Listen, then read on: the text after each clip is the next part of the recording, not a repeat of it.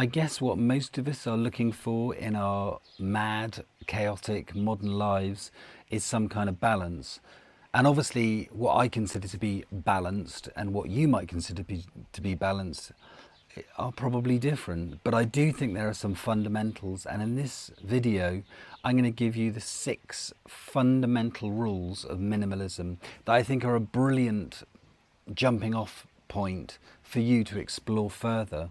Obviously there are thousands of different approaches here, but I think the most important one is to find, in this case, 6 things that you can do immediately which will have an impact on your life, and you can then expand into those further and explore further. But for me, these are the fundamentals.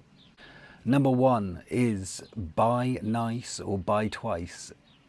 I've found in my life that if I've bought stuff that was cheap and cheerful, it was exactly that. It was cheap and cheerful and didn't last.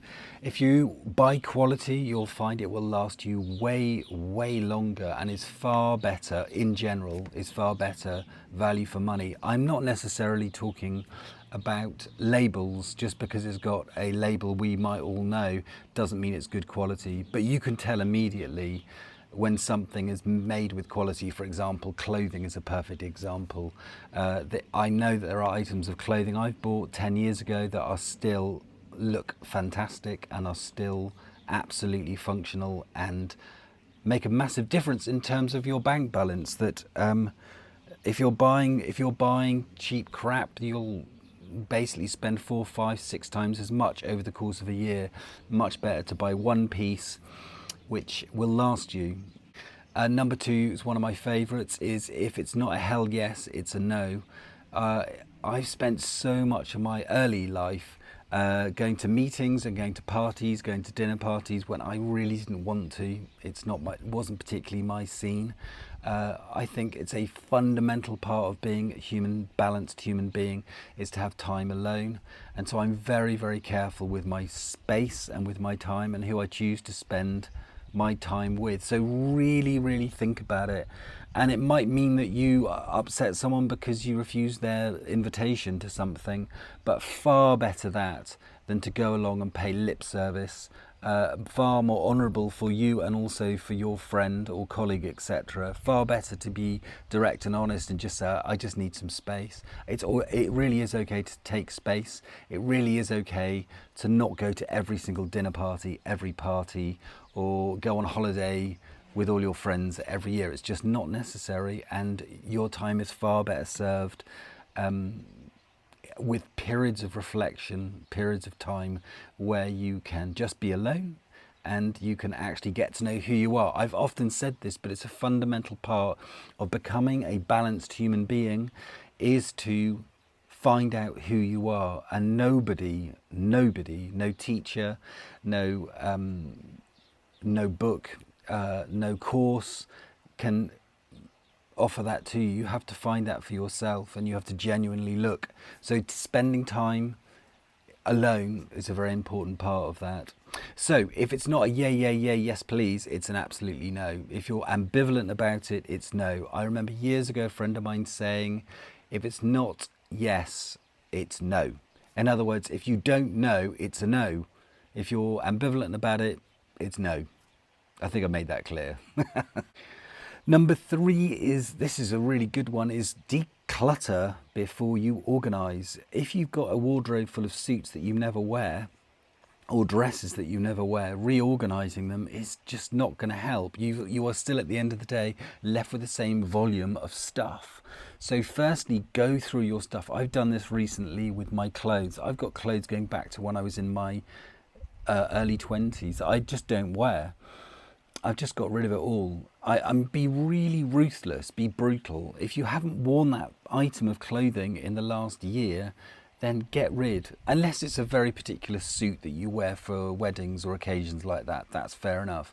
But in general, I've found t-shirts, the amount of t-shirts I've collected that I just don't wear. I just bought them because I liked them at the time, but I never wore them.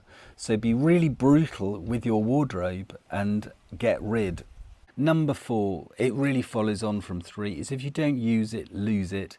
The classic minimalist exercise is to put that item, whatever it might be, in a box and date it and leave it there for 6 months. And if you don't touch it in those 6 months, you can just get rid, because you're never going to use it. There is so much clutter in people's houses, and that clutter, that stuff that we collect, has an impact on you mentally. You have to maintain that stuff, you have to dust that stuff or dust around that stuff. Far better to just get rid of it and not be sentimental about this stuff. It is far, far better. And you'll find, I promise you, if you start with one drawer where you get rid of the stuff in there, you've got 5 carving knives, for example, and you only ever use one, you'll have a favourite, and the rest just sit in the drawer. Just get rid of them, and you'll find it will have an enormously positive impact on your mental well-being. I promise you. And the thing to do is to try it with one thing. Start with the kitchen drawer and go from there. But you do that, you'll find there'll be a fundamental change in your mental state in a positive way. By the way, if you're enjoying this glorious and marvelous video full of tips and tricks, then please could you like and subscribe to my channel? It would mean a massive amount to me. Number 5, it's the old classic, is wait. So that thing you want, that you've seen on Amazon or wherever, put it in the shopping basket and leave it for a couple of days and come back. A lot of the stuff we tend to buy, we buy on impulse. There's a great ad around it. We've seen something on TikTok that looks really cool and sexy. And so we impulse buy, and that thing that we impulse buy, we never use. It's just another thing that gave us a little dopamine hit, of a thrill of shopping. I know that one only too well, the thrill of spending money. And it does not serve you well. So a really good rule is anything you want to buy that is an impulse buy, you put it in the basket and leave it. Come back in 2 days and see how you feel about it then. And 9 times out of 10, I found I don't actually want it. It was not actually necessary at all. Number 6 is something I learned very late in my life. It is, if you can't pay cash for it, you can't afford it. We live in a culture where you are actively encouraged to go into debt and to buy now and pay later. It is such a terrible thing. I think credit cards generally, unless you know how to use a credit card, which is you use it and at the end of the month you pay off the balance, so you don't pay any interest on the debt or on the payments you've made.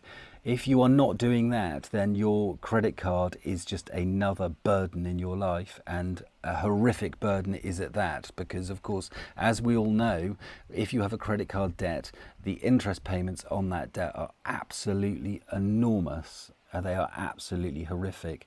So if you can't buy it with cash from your bank that you've earned, then you cannot afford it. It's such a brilliant rule. For example, my wife and I have a 25-year-old VW Golf, which is perfectly functioning. It's not the sexiest looking car, but it works. You don't need to flash your cash to look impressive. Who are you trying to impress? Nobody cares.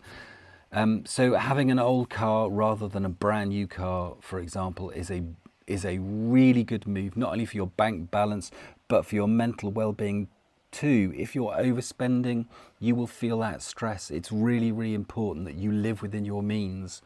And the dress you want, the sexy watch, the ring, the car, whatever it might be, if you can't pay for it cash, don't get it. Simple as. It's a really good rule to follow. Those are my 6 fundamentals. They're absolutely fundamental. And I found that for me, they have been a building block and a springboard into other areas of my life, and I've applied lots of other minimalist techniques into my life, which have helped massively, not only with my sense of well-being and sense of space in my life, which is so important, but also my bank balance too. So please let me know in the comments below, what do you think? Are there things that you think I've missed which are fundamental?